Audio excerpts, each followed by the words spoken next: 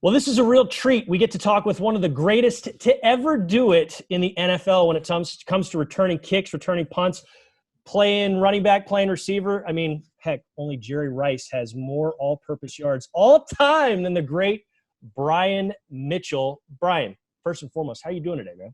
I'm doing well, man. Doing well. Just trying to stay above water and contemplate, am I going to come back for a couple games and make sure I can beat Jerry? No, I'm just joking. Well, you look like you're in good enough shape to do it. I've been looking at pictures on you on Twitter and everything, and you can catch him out at B Mitch Live, NBCS. So go there on Twitter and check him out. But the reason you and I are chit-chatting today, we have a guy in common that we want to talk about in David Culley. He coached you when you were in college. And when you were in college, you didn't return a kick or a punt once. You were a quarterback. But first and foremost, what's he mean to you? What is David Culley to you? Well, it's like so many people you meet in your life, and my dad, my high school coach, and Coach Culley are those three men that really had a major impact on my life. My dad was a military guy, and then I get with Don Jones in high school, and then I get with David Culley. He recruited me when I was 16 years old. And he will probably tell you I was that guy where it was all about Brian Mitchell. And I can remember him basically constantly being on me about not just being a leader when I'm on the football field, but being a leader 24/7, going to class on time, not skipping classes, not falling asleep in meetings, which I would fall asleep in meetings a little bit. But, it's just those little things of harping on me. And then I got to a point when I was 19 years old where I decided I was going to get into an argument with a grad assistant, and kind of told him some things that I probably shouldn't be saying. And my dad basically took Coach Culley's side and basically said, you don't play this game. You're going to hold the clipboard. And I think that day is the day that Brian Mitchell that you see today is who I became, because they made me realize that it wasn't about, just a football. It's about being a total man. And I think that's what I love so much about Coach Culley. Even when I got into the pros and he was at, other teams in Tampa Bay and Pittsburgh, he still checked up on me. I was still, yes, sir, looking at him as that person who you have so much respect for. Then I got to Philadelphia with him. It's the exact same thing. And, at this point now, I'm 52 years old.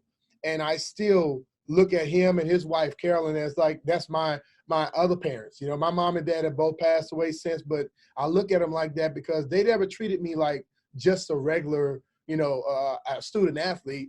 I was treated as special, and I see them as the same way.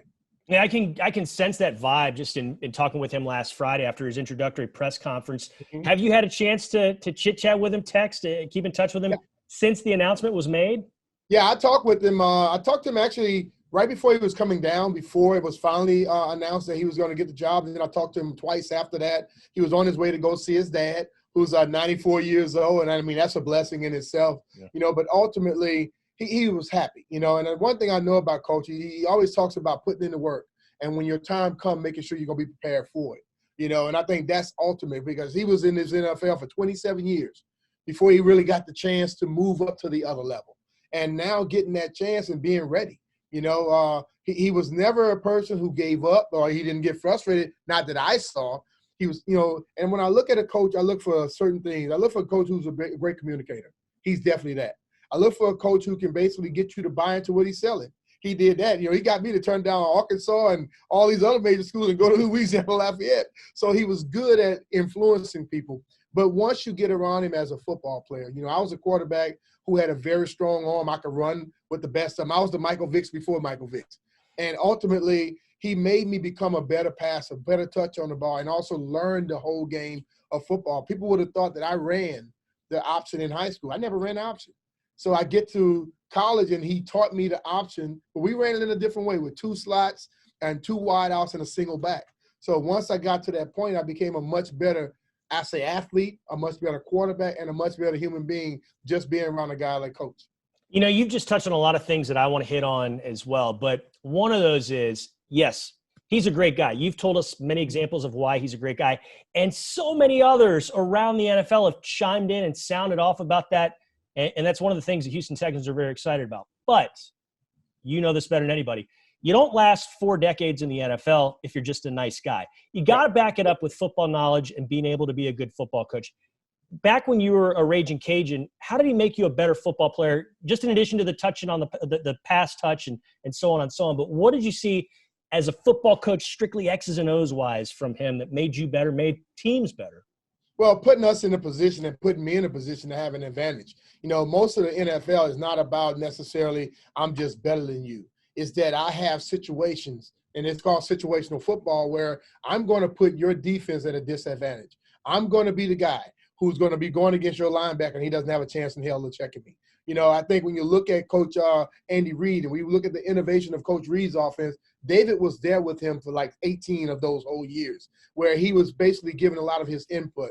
And I think that's kind of the negative thing about NFL, where we get a coach and offensive coordinator, head coach and offensive coordinator, but they take all this advice from these other guys. He was the passing game coordinator up in Baltimore. He was also assistant head coach with Andy Reid, and a lot of his influence had a lot to do with the things that you see them running and still running today. And I think people didn't look at the fact that they look at the position he was coaching, not understanding that he had as much of input in that offense as anybody else. For me, when we went into football games, he knew exactly how to get me to watch film and see, I wasn't a film watcher. I was a guy where I thought I step on the field, I'm the best, I'm going to be the best. But he showed me how to begin to read on what guys were trying to do. And then on top of that, he took it a step farther. So many people say, well, I watch film on my opponent. Do you watch film on yourself? He was the first guy to ever tell me to watch film on myself to see what type of tendencies I was giving off. And I never, ever thought, why would I do that? Then I get to the NFL, and Ernest Biner, a guy who also is a player who taught me a lot. The first thing he said, do you ever watch film on yourself? I'm like, yeah, I had a coach tell me about that. He said, well, that coach gave you the best advice you're ever going to have. So now when I start watching film, I had a tendency at running back. I would always look to the side of him about to run. Well, Ernest told me, say, I can tell you what you're doing now. He told me all these things. I started getting away from it. But Coach Culley had already taught me this in college, But I take that, and then I also take the fact that he made me realize early on that it wasn't just me playing the game anymore. This was something that was important. Like, it was my job before I started getting paid money for it. And I think that's the problem, where so many people think you're still playing this game, which my whole career, I have younger guys saying that I was laughing. I say, you know what? Because in the off season, I dedicate myself to my craft so I can have fun during the season. And I learned a lot of that from Coach Culley you don't go out there on the field and start learning when you have the opportunity to already know it when you get there. So I was a study nut, being having a military father and then having a coach as dedicated as coach, it made me that way. Yeah, it's really interesting you bring up the laughter part of that, because you're right. I think a lot of times people discount that and maybe take that as a slight negative, but it sounds like to me that laughter was coming from a place of extreme confidence and extreme preparation. So why not have fun, right? And I think that's the ultimate thing, if I had to tell people, like, what did he give me? I was a quarterback, I was kind of shy if I didn't know you. But this man gave me so much confidence in my profession, as a football player, to where I gained confidence in every aspect of my life. I never in a million years thought I would be doing radio and TV. That's what I've been doing since 1992, 93, while I played in the league, because of the confidence that I got from how he made me understand things. And the more I learned and the more confidence I gained in myself, the more confidence I gained in everything else around me. And to be honest with you, not many of us ever get a chance to thank people for what they've done along the way. And right before my dad passed away, I was able to tell my dad, thank you for all of these certain things that he did. And, I thanked him for putting me in a position to be successful. When I got to Philadelphia, this is now 2000. I left college in 1990. So 20-something years later, like 13, 14 years later it was. And I get a chance to be playing on the same football team with Coach, and I was able to tell him, thank you for all the things, because he had never heard me tell him that story about when he told the coach, if you play him, I quit. That's how deep it was. Wow. If you play him in this game, I quit, because I got into a MF fest with this coach, and they wouldn't let me play. And I think the lessons learned from that is the reason that you were able to see me put 23,000 yards in the NFL, because I realized it was about work. It was about making sure you hold your word to the other people. And I watch him do it over and over again. And you just begin, when you respect somebody, you begin to try to just imitate or emulate what they do. And I was like that with Coach.